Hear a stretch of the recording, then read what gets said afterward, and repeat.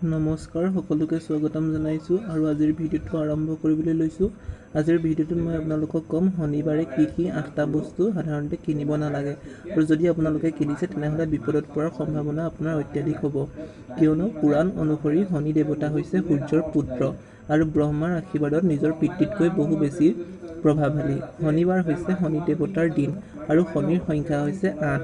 সেয়ে শনিবাৰে এই 8টা বস্তু কেতিয়াও কিনিব নালাগে। তেনেহ'লে জানি লওঁ আহক কি এই 8টা বস্তু।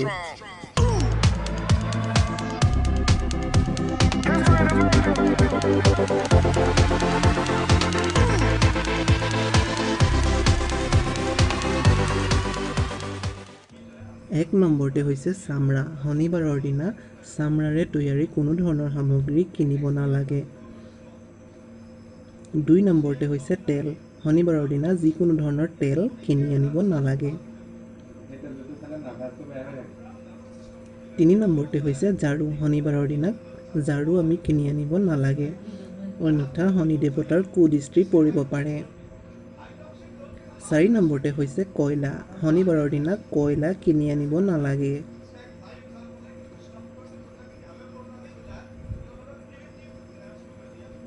5 নম্বৰতে হৈছে লোহা।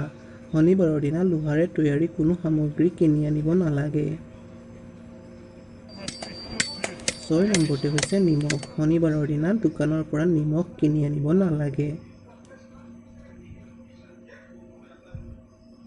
7 নম্বৰতে হৈছে চিয়াঁহী। শনিবাৰৰ দিনা চিয়াঁহী আমি কিনি আনিব নালাগে, অন্যথা শনি দেৱতাৰ কুদৃষ্টি পৰিব পাৰে। আৰু শেষৰ তথা 8 নম্বৰটো হৈছে ক'লা তিল। শনিবাৰৰ দিনা আমি ক'লা তিল কিনি আনিব নালাগে। এইসমূহ সকলো পুৰাণত উল্লেখ থকা কথা আৰু মানে নামানে সেয়া আপোনাৰ কথা। ভিডিঅ'টো সম্পূৰ্ণকৈ চোৱাৰ বাবে ধন্যবাদ।